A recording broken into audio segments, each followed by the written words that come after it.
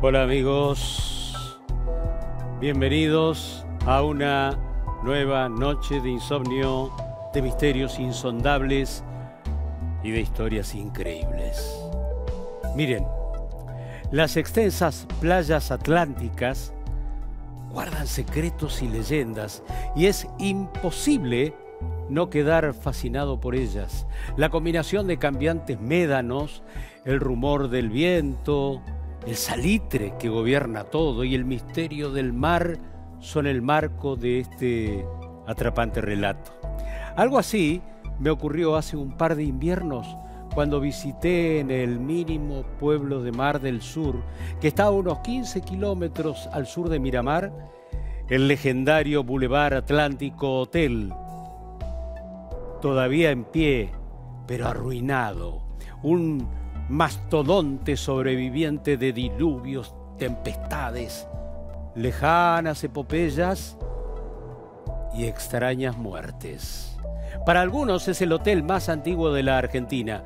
No sabemos si le hubiera hecho sombra a Mar del Plata en su tiempo, pero ese era el propósito cuando Fernando Julián Otamendi, un terrateniente que tenía 400 hectáreas para aprovechar frente al mar, tuvo el sueño de hacer un balneario al estilo Biarritz, en Francia.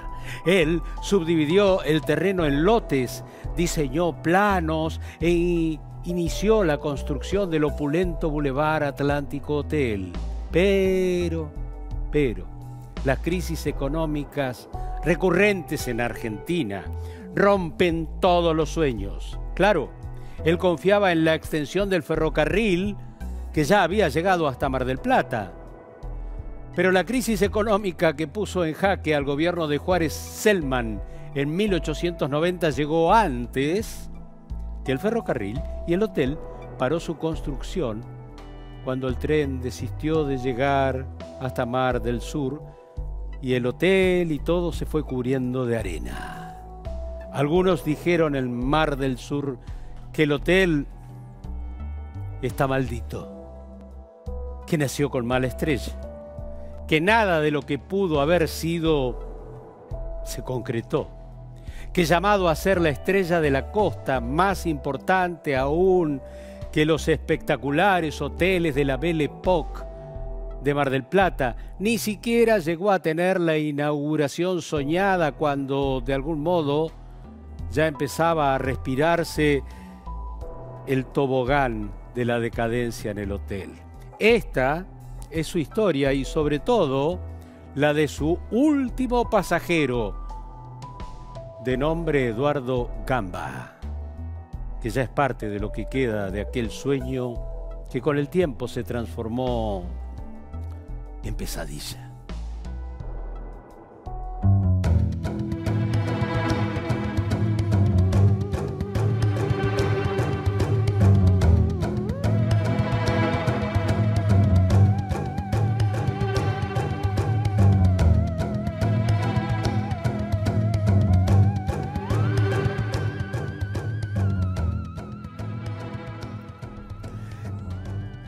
Miren, hoy como ayer el hotel está a escasos... El mar. Hoy como ayer el mar está a escasos 100 metros del Boulevard Atlántico Hotel. Había sido fundado en 1885, si mal no me equivoco, en estilo francés y pensado para turistas europeos. En un principio la ciudad de Mar del Sur se llamó Boulevard Atlántico como el hotel, porque el hotel dio el nombre a la ciudad. Para ese objetivo era necesario que los futuros compradores de lotes tuvieran un hotel donde hospedarse. Y también, por supuesto, los turistas interesados en hacer casas cerca del mar. La ausencia del tren echó por tierra con todas esas ambiciones. Pero hagamos un poco de historia. En medio de las dunas, el hotel fue fruto del despropósito. Fue, diría, hijo de aquel tiempo en el que todo parecía ser posible en Argentina, un país que no parecía tener techo, no parecía tener límites. Aquel país sobre el que se escribía en la famosa enciclopedia británica: Argentina está llamado a ser un país tan importante como los Estados Unidos de América. Bueno, al hotel lo construyó Carlos Mauricio Schweitzer, un emprendedor que era presidente del Banco Constructor de La Plata y al que se lo considera el fundador de Mar del Sur. Mauricio Schweitzer se obsesionó en terminarlo, pese a todo. Hay que imaginarse, ¿no?, llevando en carretones todos los materiales desde Mar del Plata, Buenos Aires, y lo hizo. Pero la crisis de 1890 hizo quebrar su banco, la inversión en el hotel fue desastrosa, y eso lo llevó a una determinación drástica, lo llevó a suicidarse 2 años después. Fue esa la primera muerte. El hotel fue posteriormente rematado y sus adquirentes decidieron habilitarlo como tal recién en 1904. Abrió sus puertas, pero llegar era una aventura entre huellas que se tapaban por las dunas, y el público, los clientes, se componían principalmente de empleados jerárquicos del ferrocarril, que estaba en vías de ver si seguimos o no, y de familias que poseían campos en la zona. Llegar era difícil. Hoy casi podríamos verlo como turismo de aventura, clima salvaje y había pocas posibilidades de diversión encima. Bochas, cabalgatas, tiro a la paloma que se estilaba en aquel entonces. El esplendor, si se le puede llamar así, llegó en 1920 y duraría medio siglo. Pero nunca fue lo que fue soñado. El hotel para ricos nunca pasó de ser un hotel para gente de clase media que quería conocer una playa por demás solitaria, lejos del bochinche de Mar del Plata. Todo, eso sí, salió mal. Nació con la sombra de la fatalidad. No hubo inauguración con bombos y platillos. Pocos saben que los primeros huéspedes no fueron caballeros de galera y bastón ni señoras de largo, sino un grupo de inmigrantes judíos traídos por la fundación del barón Mauricio de Hirsch. La historia de los inmigrantes judíos que llegaron al hotel es extraña y, por cierto, muy desafortunada. Eran inmigrantes que tenían como destino Entre Ríos, pero los mandaron al hotel porque se sospechaba que en el barco hubo un brote de fiebre amarilla.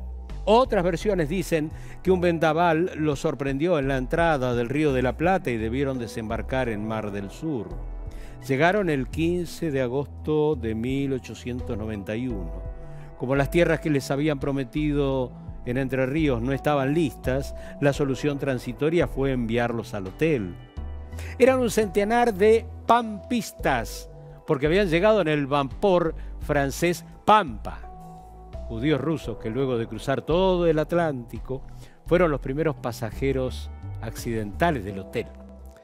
Cuando las 60 carretas llegaron con las 80 familias, los judíos levantaron sus ojos al cielo y lloraron de alegría, agradeciendo a Dios por su misericordia. Pero lo que parecía que eran unas vacaciones estivales entre tantos infortunios, no lo fueron tanto. El mar fue testigo del gran drama cuando un tornado propio de una escena del Apocalipsis se abatió sobre la comarca sembrando la tragedia. Algunos inmigrantes adultos murieron. Y acá viene lo macabro. El mito mar sureño afirma que durante muchos días estuvieron esos cadáveres insepultos en el sótano, que no estaba cementado. Días después se desató una epidemia de citacosis que no tuvo piedad con los chicos del contingente. No se sabe si fue tifus, gripe o citacosis y fueron enterrados en la ribera del arroyo cercano La Tigra, que está a unos metros del frente del hotel. Se habló de 20 muertos, por lo menos. Las lápidas se han perdido. Nadie honra su memoria, pero siguen allí. Más muertes en el hotel maldito.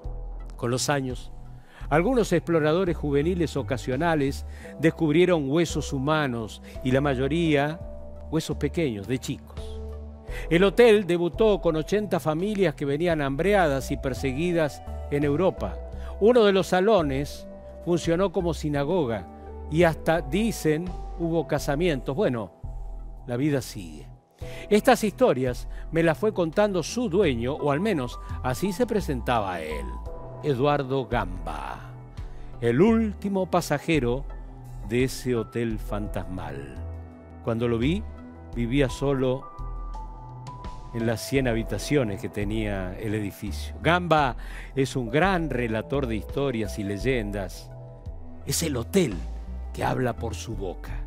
Personaje seductor y seguramente un poco embustero, que fascina con su voz y el corte anguloso de su rostro, surcado por las arrugas del tiempo y la sal del océano. Hoy tiene Eduardo 93 años, pero el hombre fue todo un galán. Él me mostró fotos de antaño, caminando en la arena, tomando baños de mar con su novia. Yo dije que es la voz del hotel porque hay una rara simbiosis entre él y ese enigmático edificio. Como nada le es ajeno, le relata a los turistas casuales que se acercan a esa mole en ruinas. Él es un personaje complejo que primero llegó como turista y que se quedó a trabajar y después a vivir. Su trabajo era el que proyectaba las películas de cine en el salón. Primero salía de gira por pequeños pueblos bonaerenses para llevar el séptimo arte y pasaba películas por las noches a los pasajeros del Boulevard Atlántico. Y a veces se cortaba la luz, se incendiaba el proyector y él se las arreglaba para contarles el final de la película a todo el auditorio, como si fuera un actor. Maravilloso Eduardo. El hotel lo hechizó y nunca se fue. Aquí conoció a una cantante que tenía un repertorio en francés y se enamoraron. Montó un cine en uno de los salones y ella hacía su show imitando al Gorrión de París, a Edith Piaf. Todavía muestra viejos afiches de mediados de los 70 que anuncian películas como La maldición de los zombies y La noche de los pistoleros. Ya por entonces había huéspedes alados en ese hotel que había entrado en un tobogán inexorable. Se cruzaban los murciélagos delante de la pantalla, era muy felinesco, me dijo Eduardo. La anécdota pinta de cuerpo entero a Gamba, hasta que en 1974 el hombre compró el hotel o lo alquiló, no, eso no quedó nunca claro, y empezó a administrarlo como podía. La segunda vez que lo vi fue un verano.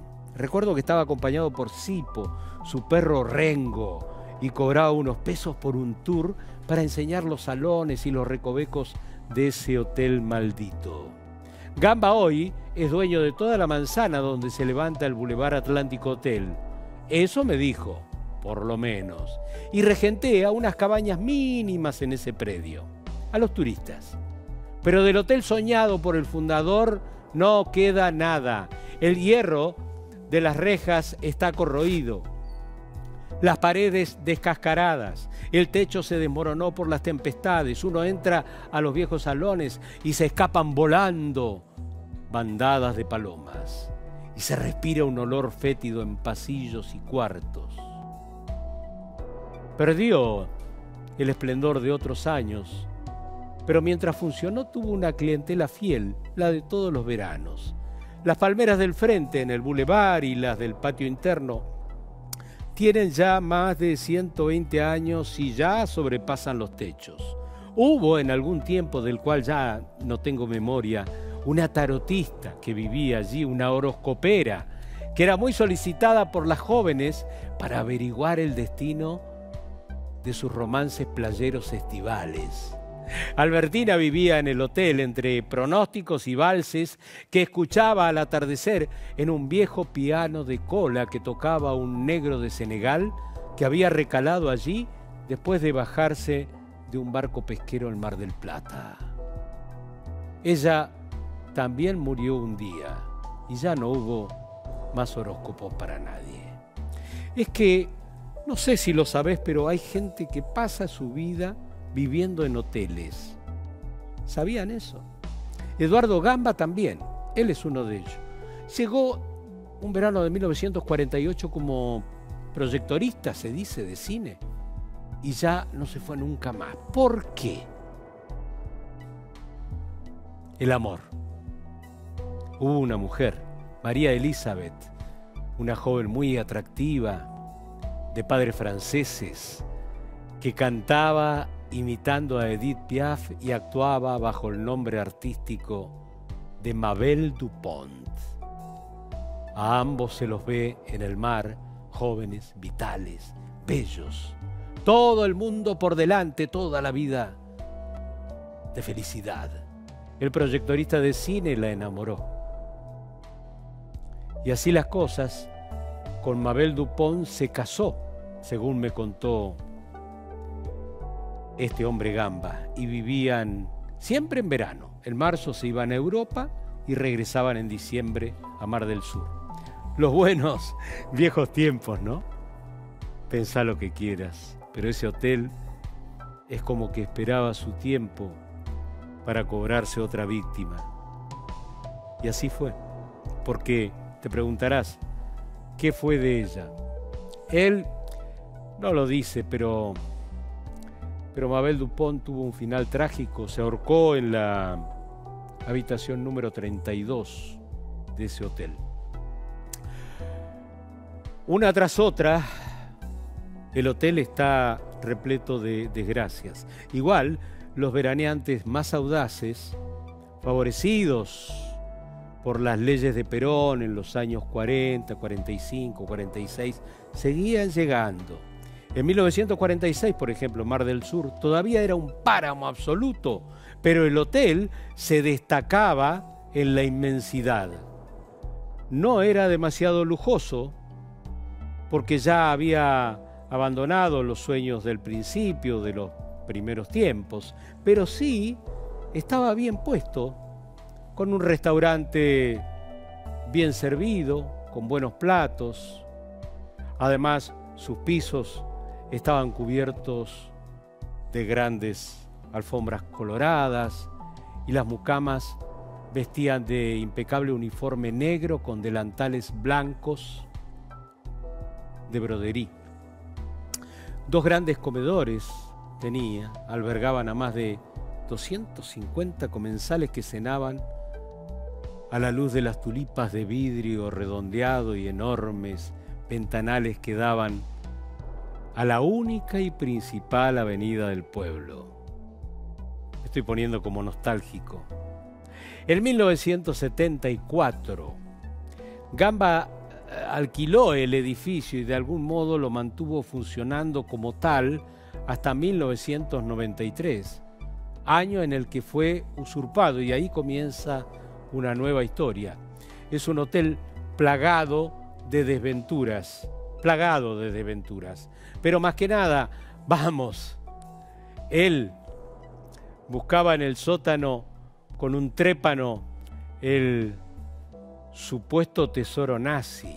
¿Por qué digo esto? Porque siempre se habló de los desembarcos de nazis a bordo de submarinos, con el propio Hitler incluido, en las costas de Mar del Sur. Submarinos subrepticios, bueno, cosas que se contaron después de la guerra, pero no encontró ningún tesoro. Lamentablemente, Gamba no pudo hacerse rico. El viejo hotel seguía en la espiral de la decadencia. Fue rematado, padeció un voraz incendio, vivió años de usurpación, fue guarida de contrabandistas y narcotraficantes, y hasta hubo trata de blancas allí. El desvencijado hotel fue testigo de amores de ocasión, amores pagos, una suerte de lupanar en ruinas que terminó ya por agotar su glamour inexorablemente. La banda que se apoderó del Boulevard Atlántico en aquel tiempo, en 1994, lo utilizó para contrabandear mercadería desde modernos barcos piratas que se acercaban de noche a la costa. Es verdaderamente una historia cinematográfica. Y hasta hubo un asesinato en sus lóbregos pasillos, un ajuste de cuentas donde estuvieron narcos involucrados y la víctima fue el panadero socialista del pueblo y presidente de la Cooperativa Eléctrica de Mar del Sur, Héctor Rubí González. Otra maldición más para el rosario de desdichas que acumula el Boulevard Atlántico. Pero falta todavía saber la íntima relación de Eduardo Gamba con ese gigante dormido. Falta todavía saber esa relación. Para muchos cineastas es un lugar espectacular para el espanto. Y descubrieron que el Boulevard Atlántico Hotel no solo era una muy buena locación para el terror, sino además que su único habitante era un buen actor necesitado de trabajo y de dinero sobre todo. El hombre, a su modo, Eduardo Gamba, colaboró y se divirtió jugando a ser actor. De hecho, a cambio de unos pesos y de algún deseo oculto de la actuación, se convirtió en actor de un mediometraje de terror, donde una parejita joven acude a un hotel en ruinas en el medio de una terrible tormenta y el que atiende es un vampiro, un Drácula criollo con capa y colmillos, que no fue otro que el propio Gamba y que, vamos a decir la verdad, yo vi ese corto que se llama Penumbras y la verdad no lo hizo nada mal. Tiene más historias el hotel. Y como estaba flojo de papeles, siempre anduvieron revoloteando abogados por aquí y por allá, como las palomas del entretecho. Gamba no las pasó bien para nada. Siempre estuvo acosado por papeles poco claros, el apetito de improbables herederos, títulos truchos, auxilios y subsidios del Estado para que toda puesta en valor terminara en la nada, o sea, bueno, esas cosas tan argentinas que suelen ocurrir, ¿no? En algún momento, un médico ensayó la idea de hacer una clínica allí, pero no prosperó la idea. La justicia le devolvió el hotel 3 años después de todos estos problemas leguleyos y de la usurpación a Eduardo Gamba, pero él ya no pudo devolverle el viejo esplendor, ni siquiera el que había tenido durante su administración. La melancólica mole de 2 pisos con 100 habitaciones, con balcones en cada una de las ventanas superiores, resiste el paso del tiempo, así como está, inerme, con solo su dueño como guardián y tal vez la ayuda de los fantasmas que lo habitan.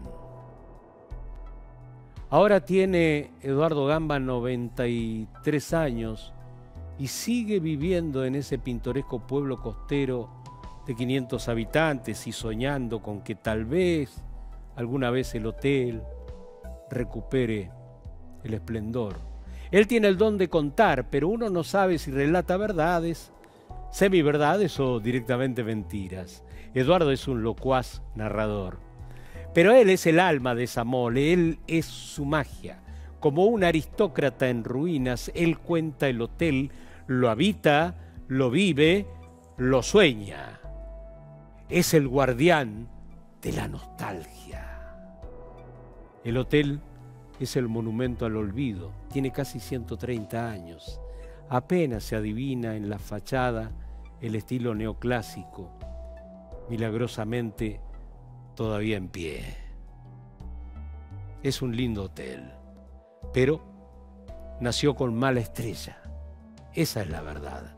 Aunque fue declarado patrimonio, monumento histórico municipal desde 1988, creo. Aunque sí, es un lugar mágico y lleno de misterios. En 1993, un incendio le asestó el golpe final, le dio la última puñalada, el último clavo en el ataúd y sus puertas cerraron definitivamente. Pero siguió viviendo Gamba, el último pasajero en ese lugar. Algunos lo acusan de fabulador, otros lo reivindican otorgándole el alma del propio hotel. Y él me dijo, ¿acaso el hotel desde su origen ha estado maldito, Mario? Eso me dijo Gamba, resignado como un ermitaño de la costa.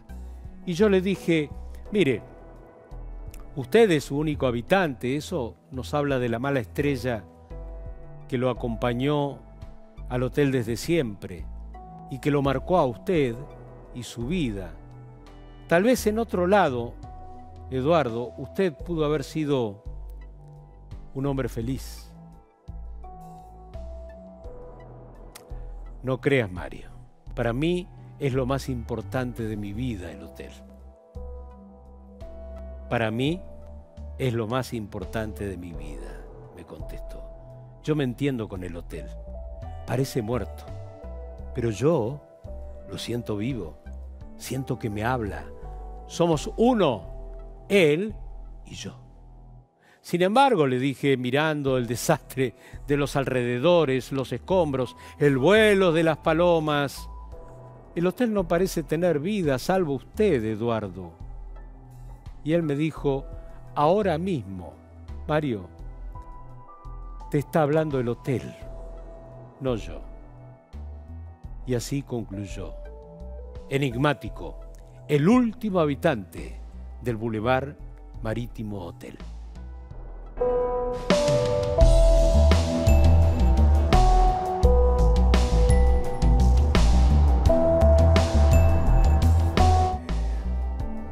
Y estaba, permítame, mirando mis apuntes porque la última vez que lo vi fue hace 5 años. Y Eduardo Gamba es una fuente inagotable de leyendas y de historias que cuenta. Hizo un asado en el propio hotel, en unos lugares que no tenía escombros. Recuerdo que desenrolló un papel manteca, esos de arquitectura, y empezó a golpear con el dedo índice. El dibujo era formidable del hotel, pero de 1000 años atrás, ¿no? Y me dijo, yo no voy a poder verlo, pero algún día este hotel va a volver a ser como antes. Y picoteaba ahí con el dedo índice mientras miraba la planta alta del hotel, ¿no? Y después de recordar con nostalgia a su mujer, Mabel Dupont, la cantante francesa, se quedó mirando desde una de las barandillas del hotel de primera planta hacia el mar que golpeaba allí sobre la costa, muy cerquita. Él sabía emplear no solo el misterio, sino las frases adecuadas para demostrar que ese sitio tenía un solo dueño. Y ese solo dueño, ¿quién era? Él era él, dueño del hotel maldito donde muchas muertes hubo, pero arruinado y todo, el propio hotel se resistía a morir. Y me dijo al despedirnos casi literariamente, y a sus 93 años, a veces no sé si estoy vivo realmente o si vivo dentro de un sueño del hotel. Hola Mario. ¿Cómo estás? Qué historia, ¿eh? Qué historia. Ah, la del Hotel Mar del Sur. Las historias de los hoteles son fascinantes. Son fascinantes, pero esta en particular, el hotel... es un hotel que tiene vida, que lo tiró. Sí. Es un hotel que tiene vida, por lo menos tiene vida a través de este hombre. Sí, a mí me gustó mucho esa parte como felinesca donde él proyectaba cine, se quemaba la cinta, sí, y después al auditorio le contaba el final de la película. Decime si no es una persona así es querible, ¿no? Pero por supuesto, por supuesto. Qué fantástica historia. No, muy buena historia, muy buena. ¿Tu historia? Ah, yo estoy en gourmet últimamente. No me digas. Sí. Mirá vos. Estoy en gourmet. Me acuerdo de lo que contamos aquí del japonés. Sawawa, sí, claro. Sí, claro.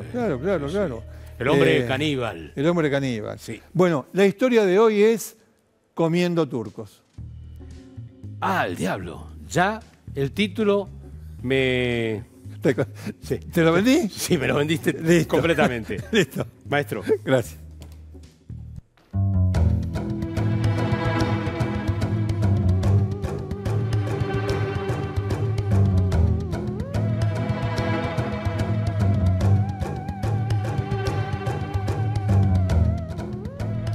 Ah, bueno, la Patagonia, Río Negro. 1878, ¿qué pasó en 1878? Bueno, era una época en la cual se recibía una enorme cantidad de inmigrantes en la República Argentina. Era una cosa curiosa. En los debates en el Congreso no querían, había muchos legisladores que no querían que vinieran al país porque podían degenerar la raza, personas provenientes del Mediterráneo europeo. Preferían más bien anglosajones y germanos. Pero bueno, después de mucho debate, usted sabe que en el Martín Fierro a los italianos se los trata despectivamente, los papolitanos. Se los trata muy despectivamente. Pero al margen de eso, vino una corriente inmigratoria muy importante. Muchos se quedaron en Buenos Aires, claro está, la provincia de Buenos Aires. Otros poblaron, dije, la Mesopotamia, el norte argentino, y también la Patagonia, claro está. ¿Quiénes fueron a la Patagonia? Por empezar, yo les dije al inicio 1878, y lo dejé ahí. 1878 es la campaña del desierto, comenzó la campaña del desierto. Julio Argentino Roca a cargo, se sabe.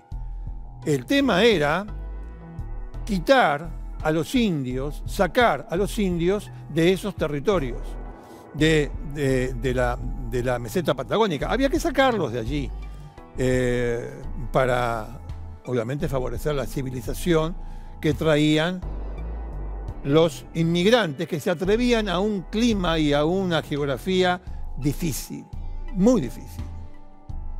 Bueno, no quedó un indio en pie. A ver, de vuelta, porque lo dije muy rápido. No quedó un indio en pie. Habrá quedado alguno, sí. Pero bueno, usted sabe de la campaña del desierto lo que ha ocurrido. La matanza de indios. Indios argentinos. ¿Qué es una redundancia esto? ¿De qué está hablando? Sí, porque había muchos indios chilenos que pasaban a la Argentina y aquí robaban ganado y aquí, nada, establecían a veces asentamientos. Estamos hablando de indios argentinos, los mataron a todos, o a casi todos. Y había terminado eso para beneficio del comercio en General Roca, por ejemplo, en General Roca y en otras localidades cercanas que se comenzaron a desarrollar. En esa época, fines del siglo XIX, principios del siglo XX, entre los inmigrantes que llegaron al país estaban los sirio-libaneses, que nosotros tenemos la mala costumbre de decirles, la mala costumbre es una palabra que quedó establecida, de decirle a todo aquel que viene de Medio Oriente o que venía de Medio Oriente, le decíamos turco. Claro, gran imperio otomano y demás, pero le decíamos turco. Es un sirio-libanés, es un turco. Es un judío, es un turco. Son turcos.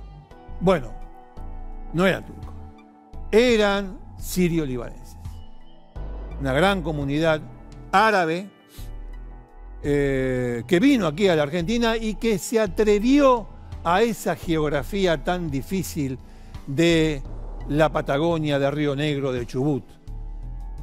Pero no se atrevió a establecerse, mejor dicho, hubo un grupo que se estableció, un grupo numeroso que se estableció en la gran ciudad, en General Roca, en Carmen de Patagones, por ejemplo.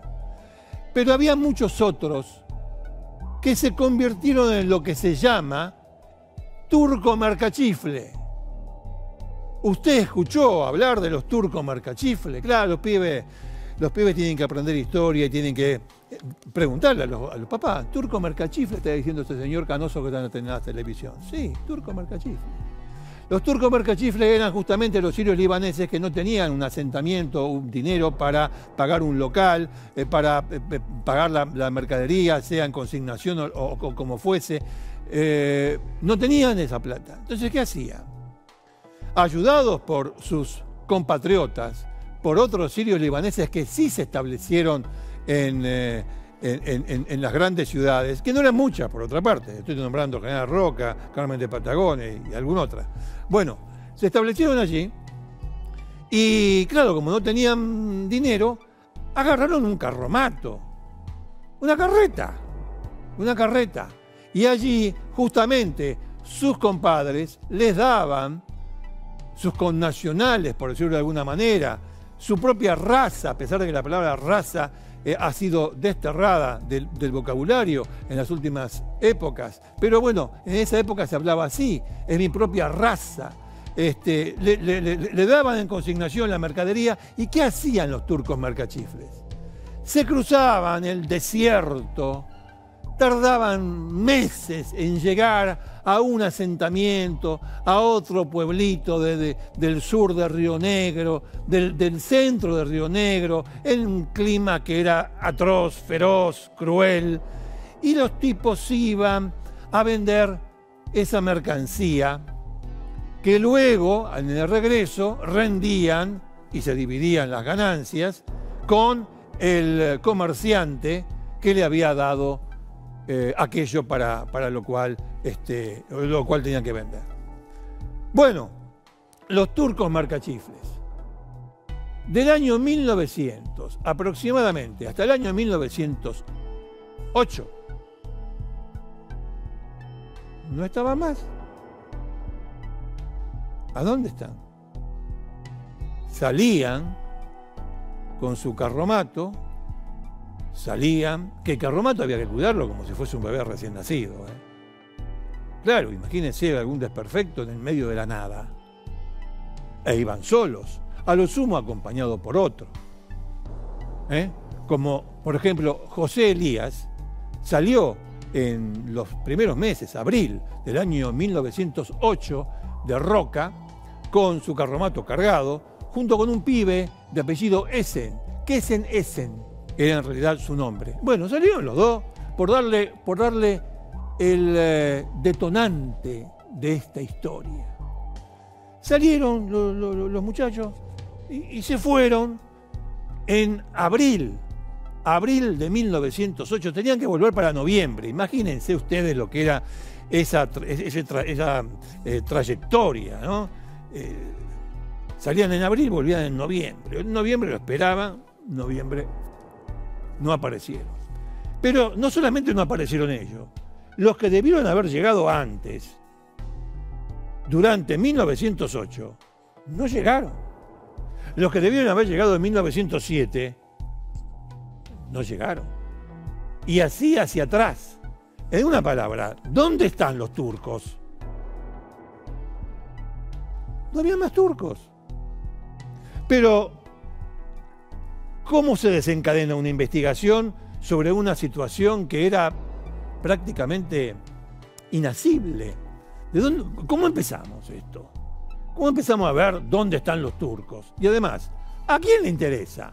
Si había legisladores que decían, queremos europeos, los demás son bárbaros, y estos sirios libaneses eran considerados bárbaros, no los querían acá. Pero bueno, era tanta la cantidad de gente que vino y realmente no había motivo para no permitirles la entrada. Pero no quiero volver para atrás. Estamos hablando de que una vez que se establecieron acá y que surgió esta cuestión del turco mercachifle, que era muy necesario porque le llevaba a bajo precio mercaderías a lugares que de otra manera tenían que hacerse un trayecto muy prolongado para llegar a la gran ciudad y después la vuelta, con lo cual no le convenía moverse de su sitio de origen. Y ahí venía el turco mercachifle a satisfacerlos. Es lo que les decía antes. ¿Por qué hago tanto hincapié en eso? Porque de eso se trata este tema. Este tema, en el fondo, tiene una cuestión comercial. Una cuestión comercial. ¿Se entiende? ¿Por qué tiene una cuestión comercial? Porque sin esos turcos, mucha gente en la Patagonia se hubiese quedado sin nada. Sin esos turcos mercachifles. Bueno, pues el asunto es que Salomón Daoub se presenta en la comisaría en General Roca y dice, bueno, mi amigo José Elías no volvió. ¿Y sabe una cosa? Hay muchos que no volvieron. Entonces los canas, los policías de Roca comienzan a investigar, comienzan a preguntar y qué sé yo. Y resulta que en el lapso de unos 8 años, 9 años, había 80 80 mercachifles que habían desaparecido. Che, viejo, pero esto es mucho. Si se enteran en Buenos Aires nos van a matar. ¿Cómo desaparece la gente acá en la Patagonia? Y desaparecen los turcos. Ya sé que nadie quiere a los turcos, pero desaparecen. No puede ser. No puede ser. Hace la denuncia Salomón Daoud. Y bueno, se comienza a investigar esto. A ver dónde están los, estos turcos mercachifles. ¿Quién dominaba el comercio en General Roca, por ejemplo, y en Puerto Deseado? Los italianos y los españoles. Ellos dominaban el comercio, tenían grandes casas, grandes almacenes de venta de mercadería, de cualquier tipo de mercadería. Era como las tiendas de antes, usted encontraba de todo, desde un rifle hasta, qué sé yo, porotos, lo que sea, no sé. Bueno, Nazario Contín y José Inda eran dos españoles que dominaban el mercado. Prácticamente no eran monopolio, pero dominaban el mercado junto con otros comercios, ya les digo, que también eran de españoles, pero de italianos. A ellos no les convenía los turcos mercachifles. Les convenía que los tipos que estaban en la loma vengan o fuesen hacia Roca, como sea, y compraran. Y menos les convenía que los turcos establecidos en General Roca les dieran mercadería a los mercachifles para que se la llevasen a aquellos que estaban muy lejos. El asunto es que los turcos no estaban más. Empiezan a investigar, el gobernador de aquel entonces le encomienda al jefe de policía y el jefe de policía, nadie se quería meter con este asunto. Le da el tema a José Torino. ¿Quién es José Torino? Un comisario. Comisario, yo le digo de los de antes, de los de hace, ahí lo tienen a José Torino, a la derecha, ese es José Torino. O de la foto de la izquierda, el que está en el medio con los bigotazos, ese es José Torino. Bueno, un comisario de los de antes, de los de hace más de 100 años. ¿Cómo era un comisario de hace más de 100 años? Y te cagaba a golpes. Era así. Se investigaba así. No había otra manera. No había otra forma. Más allá, era Dios. La autoridad del comisario era una autoridad máxima. Ahí lo vemos, a la derecha está Torino, en la otra foto donde está con otros, justamente con su grupo que salió a buscar a los turcos, en el medio, con un saco más claro, es don Torino, José Torino. Bueno, salen. ¿A dónde salen? Antes de salir hacen una pequeña investigación y de golpe y porrazo, ahora les explico por qué, es golpe y es porrazo. Encuentran a un pibe de 16 años, de apellido Aburto, que era un indio, era un mapuche, que claro, le dieron al pibe como para que cuente de qué se trataba esto de que no había más turco. Y el pibe lo que le dice a don Torino es, mire, están en las lagunitas, cerca de Chile. ¿Ahí están los turcos? No. Ahí están lo que se comen a los turcos. ¿Cómo que se comen a los turcos? Sí se los comen. ¿Por qué? Porque el grupo de indios, que son chilenos, vienen de Chile, no son argentinos, los que estaban acá, ¿sabe qué hacían? Mire, yo les voy a contar.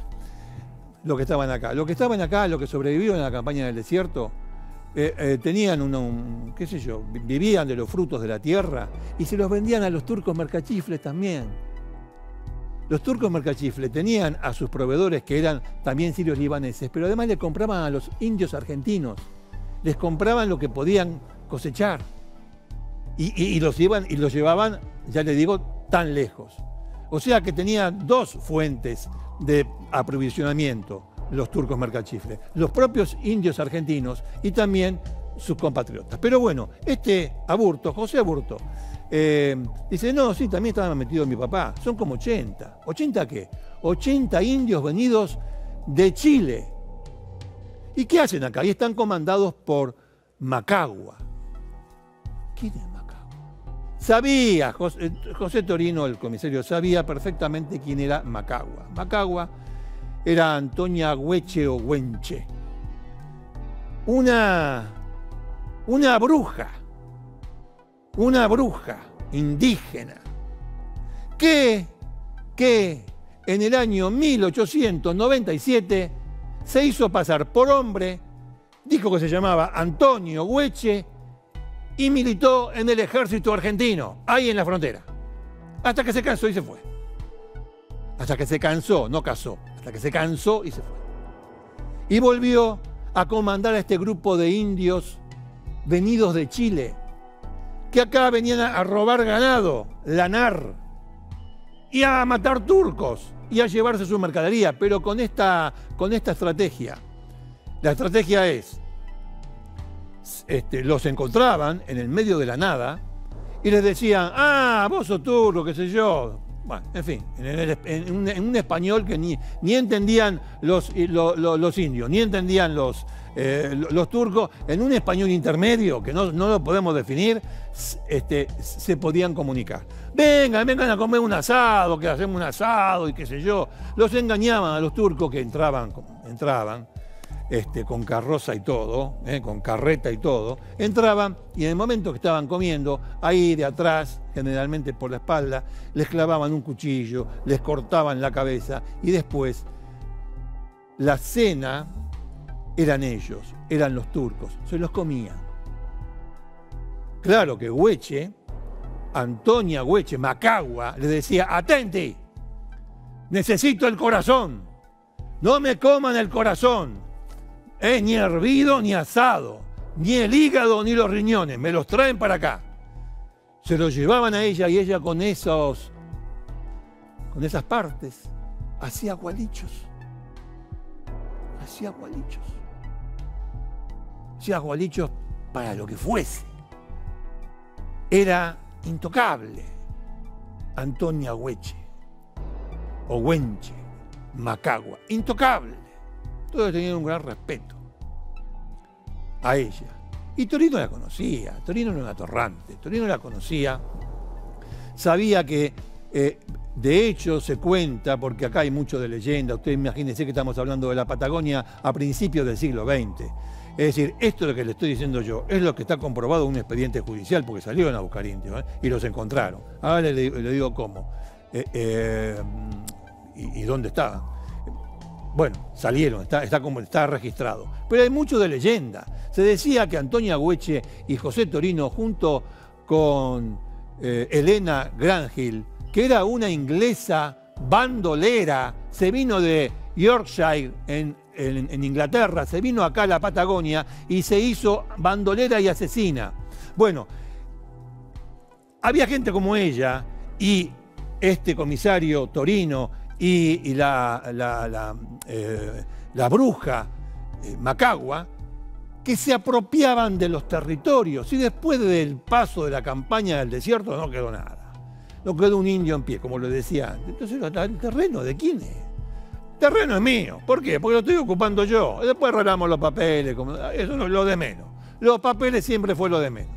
Primero poner pie.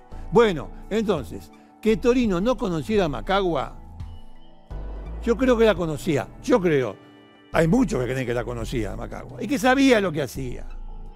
Pero claro, le dio una orden a Torino, tuvo que ir. Bueno, metió en cana, cuando llega a las lagunitas, en un paraje determinado, que le indica a este pibe, a Burto, que era el hijo de uno de los capitanejos.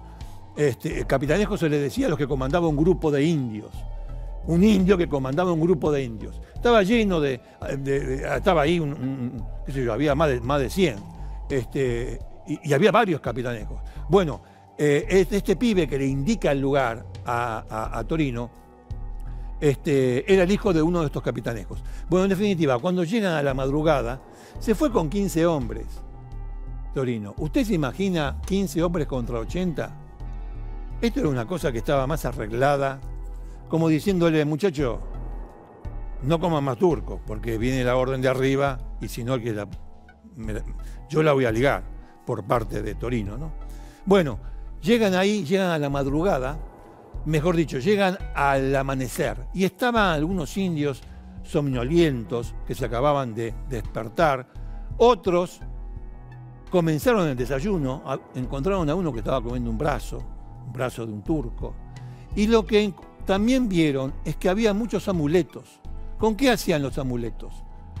Con los testículos de los turcos y con los penes de los turcos. Hacían amuletos, se los colgaban, los tenían preparados por ahí. ¿Dónde está la carpa de Macagua? La carpa de Macagua está allá.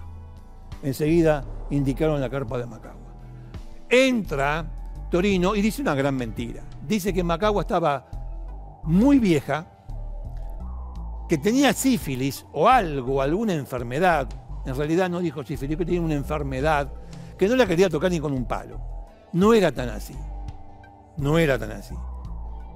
En realidad no la quiso llevar presa porque ella era la bruja de la comunidad. Y Torino con los brujos no se metía. Nadie se metía con los brujos. Bueno, el asunto es que tenemos que llevar algo para Roca porque si no nos cortan la cabeza a nosotros. Los que somos comida somos nosotros. Y ahí estaba lleno de partes de turcos. Y algunas de ellas estaban disecadas, como le decía antes. Macagua tenía un collar de testículos de turco colgado de su cuello. Agarra a 80 indios, chilenos. Ahí los vemos. Ahí hay un capitanejo en el medio. Si no es el padre de Aburto, le pegan el palo. Ahora no tengo precisos los nombres de cada uno, pero están los nombres de cada uno. Yo sacaron la foto. Esa foto tiene más de 100 años, de 1909. Esa foto de 1909. Bueno, se lo llevan. Se lo llevan. Claro, los tipos no iban a decir nunca, los mapuches chilenos, no iban a decir nunca que ellos habían matado a los turcos. Entonces, ¿qué hizo Torino? Torino era un tipo que no tenía Dios, patria, no tenía nada. Era Torino, José Torino. Los torturó de una forma, en el camino paraba, por ejemplo, detenía 15 arreando a 80. ¿No se rebelaron? No, obviamente no tenían armas, pero se podían haber rebelado, obviamente. No, los estaqueaba, los golpeaba, les hizo de todo en ese camino. 22 días para llegar de Lagunitas a General Roca, más o menos, aproximadamente, tardó. Cuando llega, bueno, había 2 menos, 3 menos en total. 3 de la tortura murieron. Y ahí los entregó Torino diciendo que estos eran los que se habían comido a los turcos. Es más, hasta llevó partes que habían encontrado en el campamento de los chilenos, de los indios chilenos. ¿Y terminó acá? No, no terminó acá, como siempre le digo. No terminó acá. De ninguna manera terminó acá.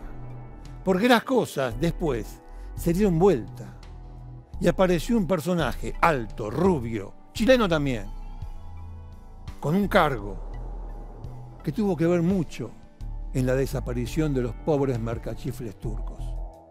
Pero eso se lo cuento después de la pausa.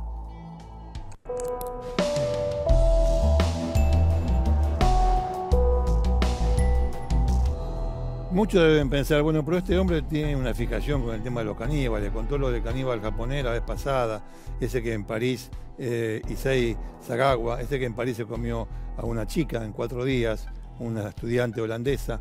¿Se acuerdan? Lo contábamos la vez pasada. La palabra comer está muy de uso. El arquero de la selección la usa. Te como. ¿Qué sé yo? La usan para... Hasta tiene connotaciones sexuales el verbo comer. Bueno, en fin. Acá estamos hablando de que se los comieron de verdad los turcos, que hicieron amuletos con algunas de sus partes y otras fueron a parar a los gualichos de Macagua, de esta india que se cambió de sexo y después volvió a su sexo original.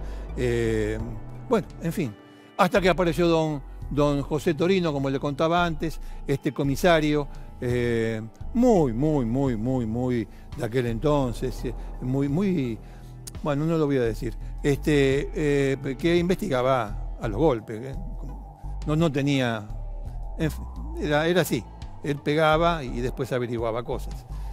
Pero claro, cuando llegan con los 80 indios chilenos que habían cometido esta masacre de matar, ¿cuántos turcos se comieron? ¿Cuántos? Y no se sabe, pero se calcula que entre 70 y 90 del año 1900 al año 1908.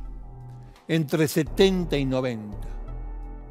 O sea que hacía rato que estos tipos cruzaban a la Argentina y se robaban ganado lanar y se comían a los turcos.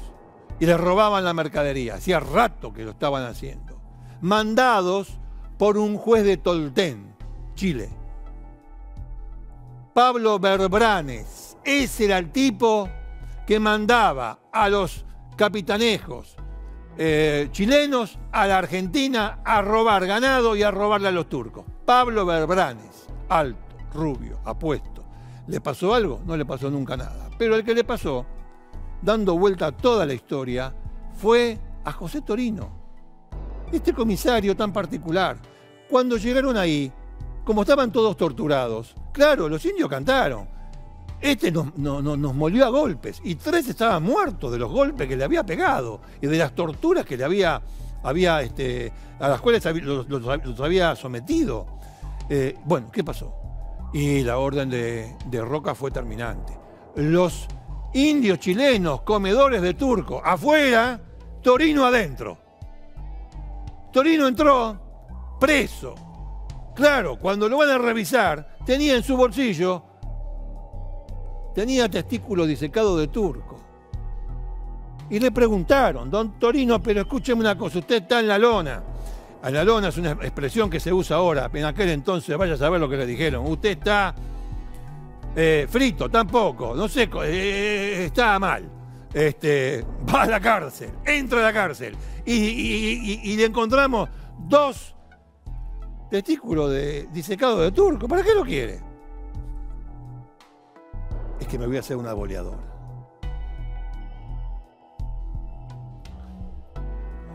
Señores, que tengan buenos sueños.